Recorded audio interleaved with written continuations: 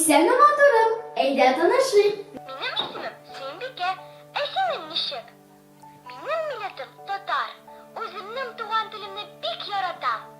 Tatarlar her vakitte motor giyinirler. Al yapkışım, yolağım şugulu. Kulmagım bala etekli. Ayağımda şitik. Eşin nişik giyinirge yaratasın. Tuğan dil, motor dil. Etkem emkemnin dili. Dünyada көп нәрсе bildim sen tuğan dil arkalı.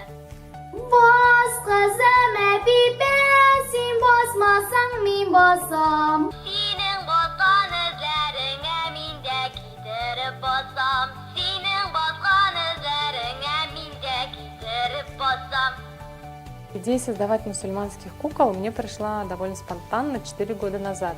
Общаясь со своей подругой, я обратила внимание, что она покупает ребенку своему игрушки, куклы, которые одеты, ну, так скажем, в нескромную одежду. Да и мне захотелось сделать такую куклу, чтобы она стала доступной для девочек наших современных, которая подавала бы пример скромности и такого спокойного одеяния.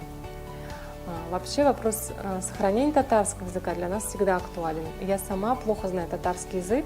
Для меня это такая вот, ну скажем, боль моя и мое желание передать детям татарский язык и татарские вообще обычаи, нашу культуру. Это очень важно, знать предков, знать свои корни.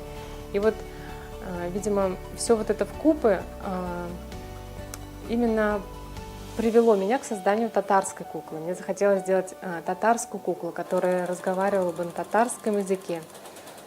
Первую партию кукол моей Сюмбике мы изготовили при поддержке администрации Пестричинского района. Я обратилась с письмом к главе администрации с просьбой поддержать производство таких кукол, и мне выделили 117 тысяч рублей на первую партию кукол. Мы изготовили 100 кукол, среди них есть шали-козы, кунь-козы, петрещ-козы и крешен-козы.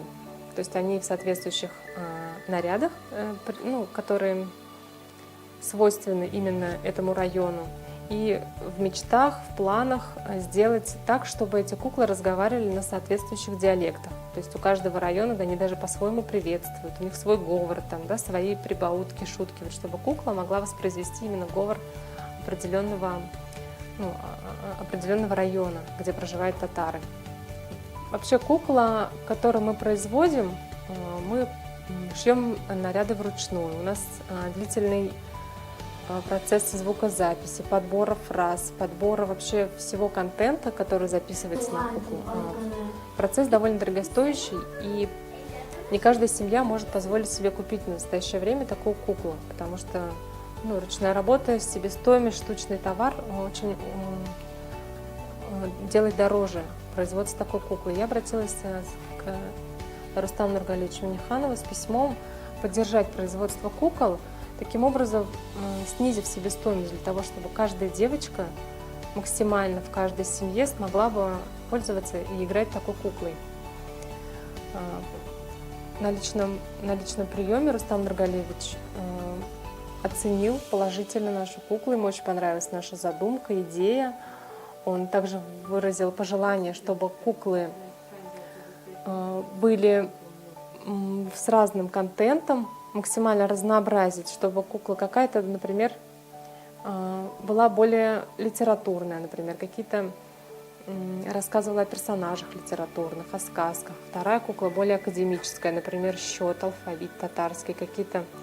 Президент выразил свое пожелание, чтобы такая кукла татарка и кукла мальчик-татарин были в каждом детском саду Республики Татарстан.